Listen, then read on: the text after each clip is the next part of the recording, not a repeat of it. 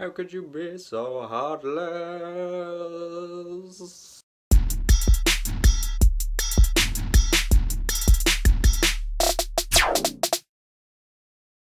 Another decade later episode, and this one is of course of your boy Kanye West. You clicked on this video because you're a Kanye stan, you rank his albums every few days on Twitter, you tell everyone that My Beautiful Dark Twisted Fantasy is the greatest of all time, and now you're here because I am talking about 808s and Heartbreak. This is the fourth studio LP from the legendary hip-hop producer and rapper Kanye West. You all know the guy, you all know the college dropout, you all know Late Registration, Graduation, My Beautiful Dark Twisted Fantasy, the infamous Yeezus, you know all his albums, The Life of Pablo even.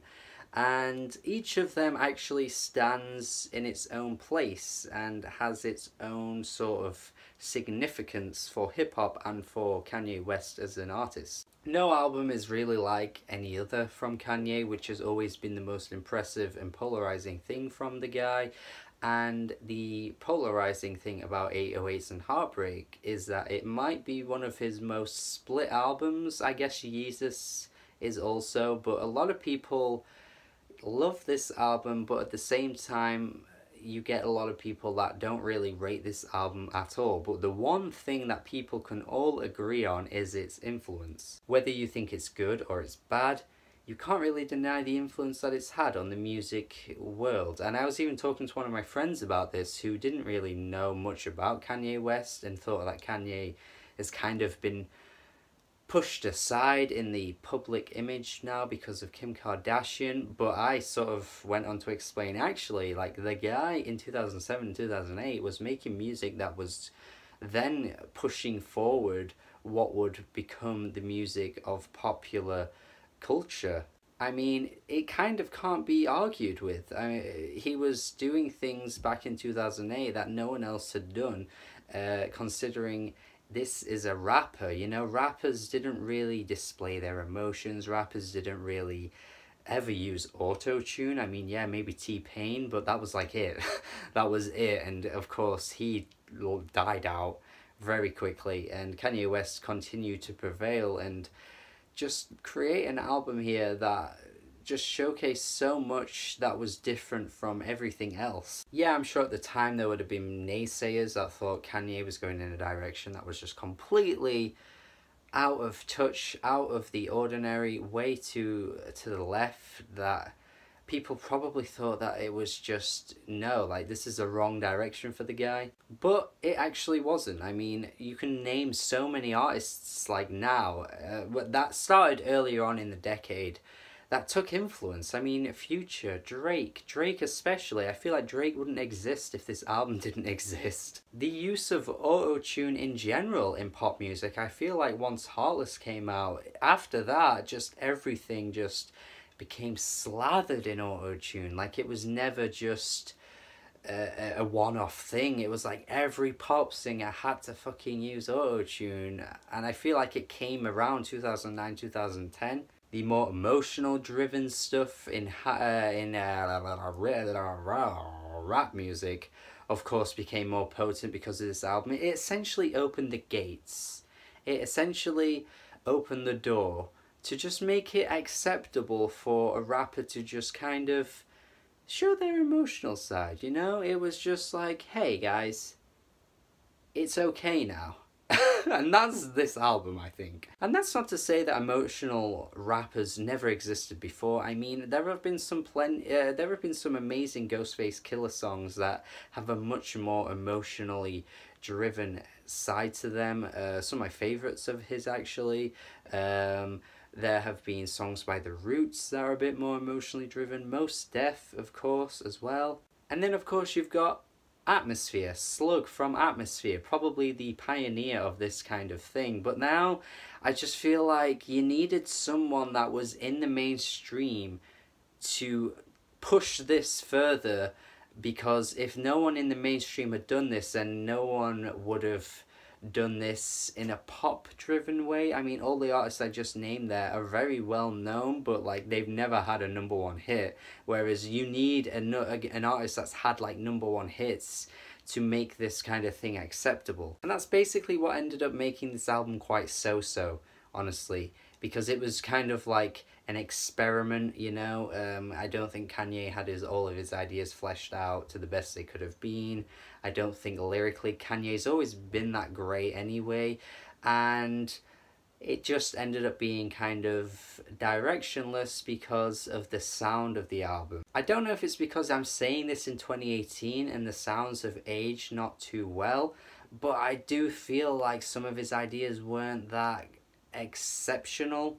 Amazing is a great example of this because he's done this since then and done it better. I mean, Amazing is essentially a song where he's looking at how like, oh, everything's amazing in his life, but at the same time it's amazing how people still shoot him down and people still don't accept that what he's doing is actually pretty cool, or he's actually more than just his shenanigans, more than just what he says and all the stupid things that he does. And it's very true, people always never took Kanye seriously, but he did this kind of style way better on My Beautiful Dark Twisted Fantasy. So Amazing to me just pales in comparison to what we've heard him do. And then there's Say You Will, which is very different in a lyrical aspect, but musically, like that beat, that electronic kind of like driven beat just gets boring. Like it's so repetitive. It's the same throughout the entire song. The song's nearly 6 minutes.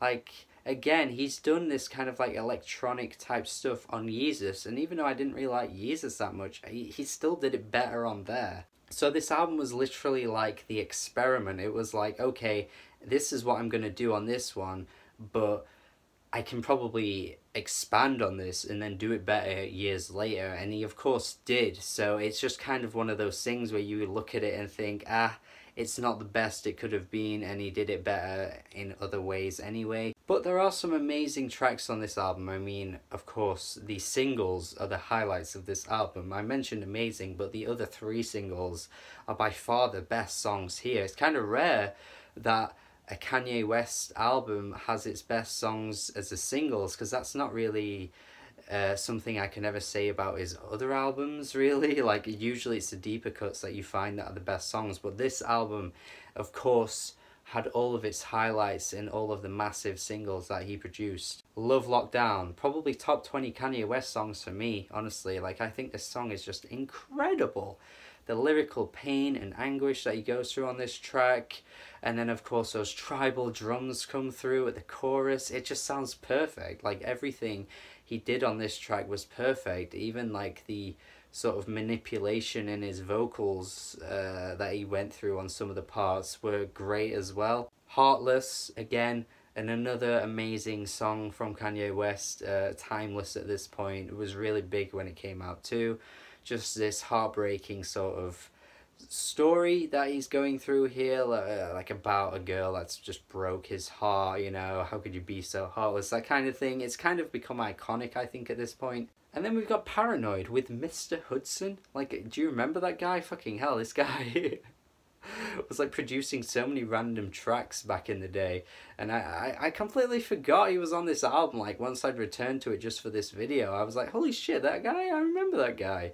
And on the track Paranoid, like, this track is so melodically groovy and it's catchy. Perhaps like the most sort of like momentum that any track has got on the album. You know, you could say like Heartless has a bit of a melody to it, and of course Love Lockdown, but there are slower parts in those songs, whereas like Paranoid just kind of stays consistent throughout. But other than that, I feel like many of these tracks just lyrically aren't that great, and I'm just kind of wondering what it was that draws people into this album when they say of how like emotionally driven it is. Like, I just don't think it's as emotional as some people say. Yeah, sure, there are some tracks that really go in on it. Coldest Winter is a pretty dark song. I do quite like that track actually, but it does go through some lyrical cliches, I must admit. See You in My Nightmares with Lil Wayne, who honestly doesn't put in a very good verse at all. Like, Lil Lil Wayne and Kanye West was just always a thing that never really worked. Like, he's been on a few Kanye tracks, and each time he's on them, he just does not succeed at all. But this track is just basically one of those bitter, jealous type tracks, sort of like revenge type anthem, you know, like, I'll get you back, you know, I'll get you back. And yeah, for sure, this kind of track is probably needed on this type of album. I mean, clearly much of the album's content is about someone breaking his heart, someone, you know, doing him wrong and making him feel awful. But it's just kind of like one of those tracks that, like, works in its concept, but the execution just doesn't quite work because the song just doesn't really sound that great. And you've got a track like RoboCop that's just like, that just doesn't even work in its concept. Like, even in 2008, RoboCop was like 30 years past its prime. So in 2018, now that the track sounds worse and the song's concept never was that good, it just kind of like reeks of like blech, like all these years later to me. Streetlights does have some cool production, I must admit.